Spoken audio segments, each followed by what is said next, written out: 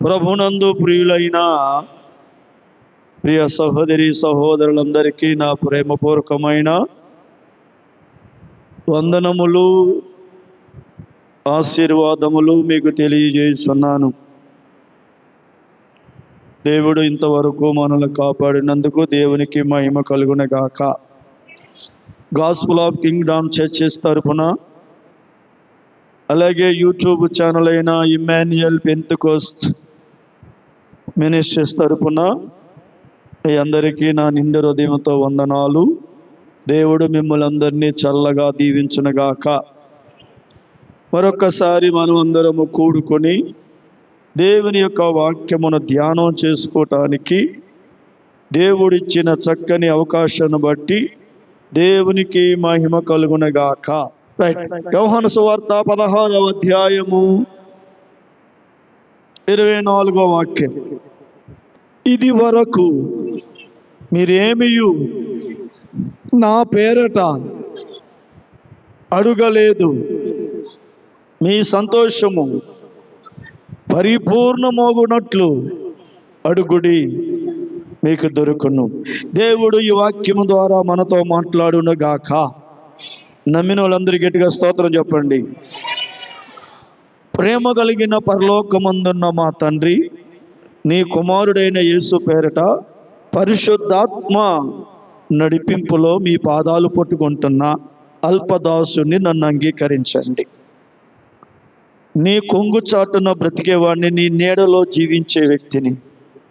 నాకు ఏమీ తెలియదు, ఆత్మ ద్వారా నన్ను నడిపిస్తున్నందుకు స్తోత్రము.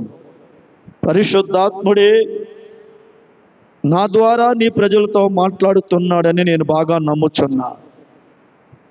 ఈ సందేశము, ఈ మాటలు నీ ప్రజల హృదయములో నాటబడాలి. అద్భుతం చేయమని యేసు నామములో ప్రార్థిస్తున్నాను తండ్రి, ఆమేన్. యేసు ప్రభువు వారు ఉన్న కాలములో తన శిష్యులతో మాట్లాడుతున్న ఒక మాట, శిష్యుల ద్వారా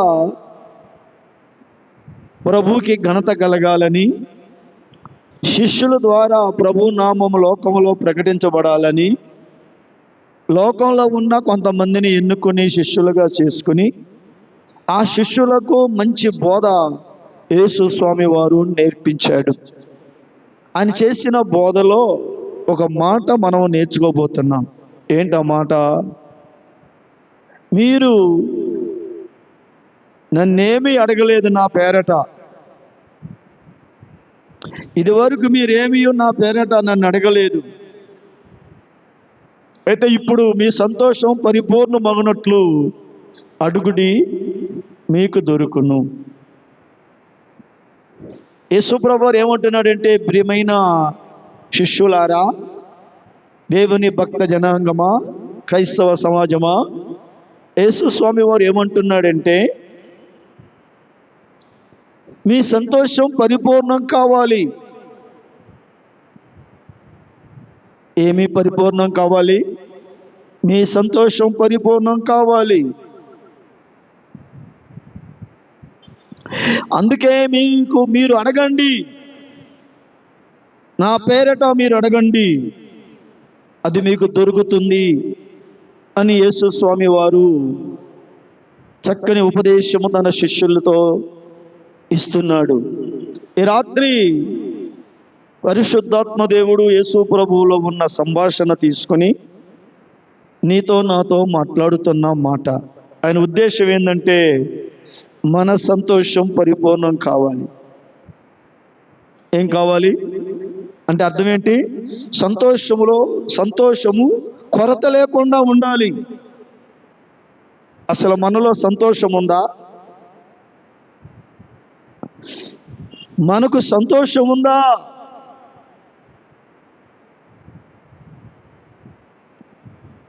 అసలు సంతోషం ఉంటే ఆ సంతోషం పరిపూర్ణం అవునట్లు ప్రార్థన చేయమంటున్నాడు యేసయ్య. నేను సంతోషంగా ఉన్నాను అని చెప్పగలిగిన వారు మీరెవరైనా ఉన్నారా? శరీరములో ఆరోగ్యం లేక దుఃఖపడేవారు ఉన్నారు. భర్త పరిస్థితి బాగోక దుఃఖపడే వాళ్ళు ఉన్నారు. మైండ్ ఖరాబ్ అయిపోయి గలిబిలైపోయి దుఃఖంతో నలిగిపోయే వాళ్ళు ఉన్నారు. పుట్టిన పిల్లల పరిస్థితి సరిలేక కుటుంబాలలో దుఃఖముతో నిండిపోతున్నాయి. సంపాదనలో ఆనందము లేక, సంపాదించుకున్న సంపాదనలో సుఖము లేక, సంతోషం లేక సంపాదన అంతా పాడైపోయి ఏడుస్తున్న వాళ్ళు ఉన్నారు. కష్టపడి 10 రూపాయలు తెచ్చుకుంటే ఆ 10 రూపాయలు నీకు సంతోషాన్ని ఇవ్వటల్లా. కొందరు మందుకెళ్ళి డబ్బులు ఖర్చు పెట్టి మందు తాగి సంతోషంగా ఉందా 2 గంటలు 3 గంటలు అనుకుని మందు తాగేసి వస్తున్నారు సంతోషం కోసం. సినిమాకి వెళ్ళి 3 గంటలు సినిమాలు చూస్తున్నారు సంతోషం కోసం.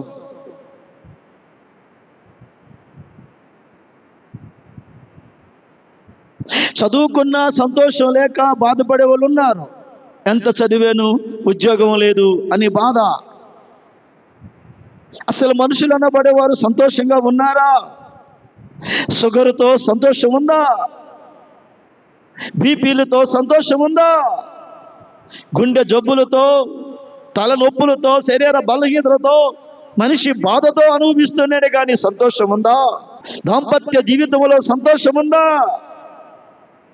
వారికి పిల్లలు పుట్టారన్న సంతోషం ఉందా? పుట్టిన పిల్లలు బాగున్నారనే సంతోషం ఉందా?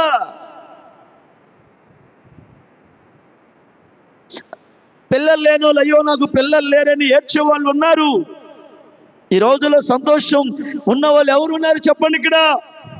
అసలు మీకు సంతోషం రావాలి, మీరు సంతోషంగా ఉండాలి, ఆ సంతోషం పరిపూర్ణంగా రావాలి.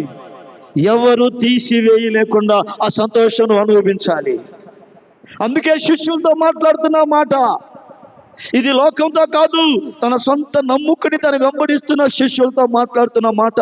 మీ సంతోషం పరిపూర్ణమాగాలి, నన్ను అడగండి మీకు దొరుకుతుంది. దేవునికి స్తోత్రం చెప్పండి. నా ప్రియమైన బిడ్డలారా, ఒక తల్లి 50 సంవత్సరాలు, 1 సంవత్సరం కాదు 2 సంవత్సరం కాదు 50 సంవత్సరాలు తన భర్త తను ద్వేషించాడు. 50 సంవత్సరాలు మనసులో ఆనందం లేదు, మనసులో సంతోషం లేదు. ఇంచుమించు 50 సంవత్సరాలు తన భర్త తను ప్రేమించలా, అసహించుకున్నాడు, ద్వేషించాడు, దూషించాడు, అని దూరం చేశాడు. ఆ తల్లి మనసు ఎలా ఉండింది? ఆమె ఒక మనిషే కదా, పెళ్లి చేసుకుంది కదా, భర్తతో సుఖంగా ఉండాలనే కదా, భర్తతో సంతోషంగా ఉండాలనే కదా, నలుగురి పిల్లలకని నేను ఆనందంగా ఉండాలనే కదా పెళ్లి చేసుకుంది. ఆమెకు చిన్న బలహీనత ఉందని అని భర్త ఇంచుమించు 50 సంవత్సరాలు ద్వేషించాడు. రండి బైబిల్కి వెళ్దాం. ఆదికాండం 29వ అధ్యాయం 31వ వాక్యం. లేయా ద్వేషింపబడుట యెహోవా చూచి ఆమె గర్భము తెరిసెను, రాహేలు గొడ్రాలై ఉండెను. ప్రియమైన బిడ్డలారా, బాగా వినండి, బాగా వినాలి.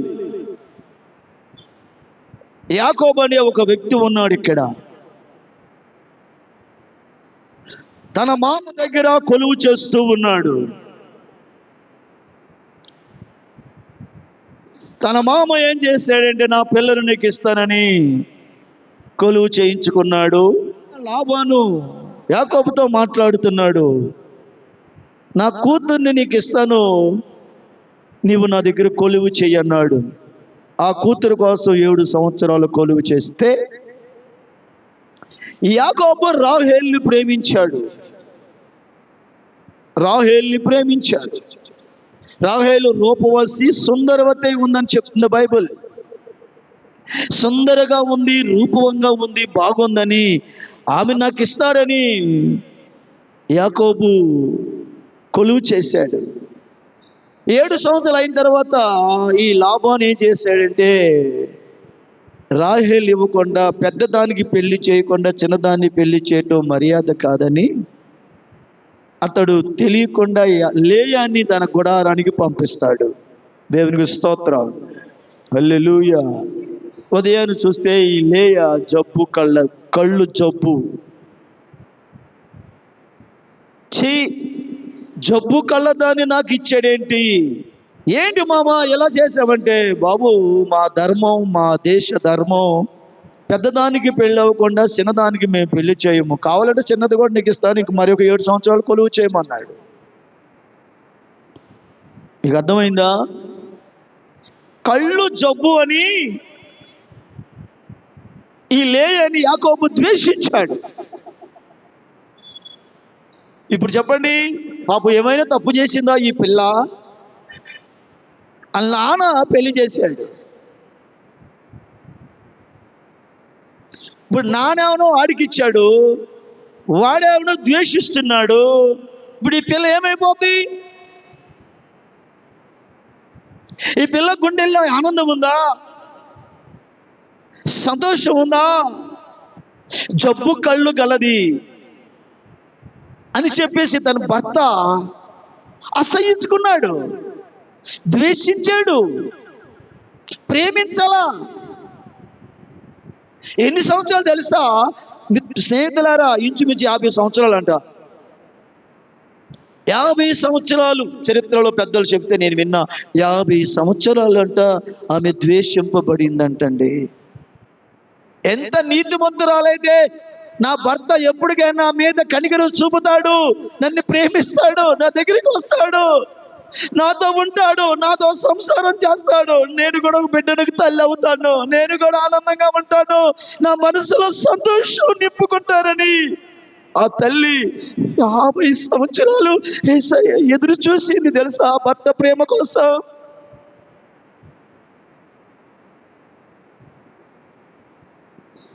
ఎంత ఓర్పు, ఎంత సహనం, ఎంత ఆలోచన, ఆసక్తి.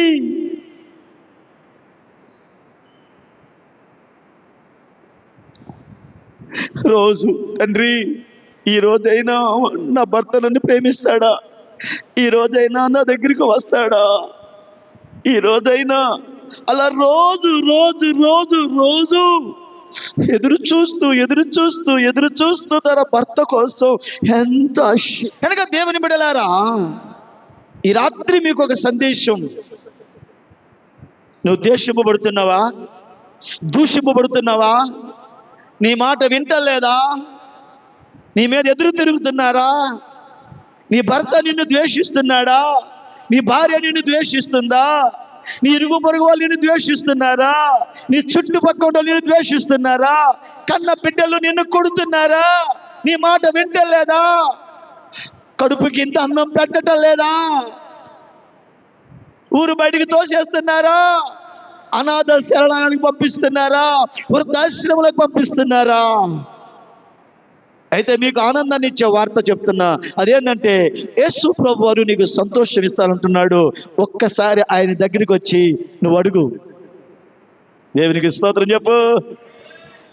కనుక లేయమ్మ బాధ, లేయమ్మ వేదన, లేయమ్మ దుఃఖం, లేయమ్మ మనసులో ఉన్న దిగులు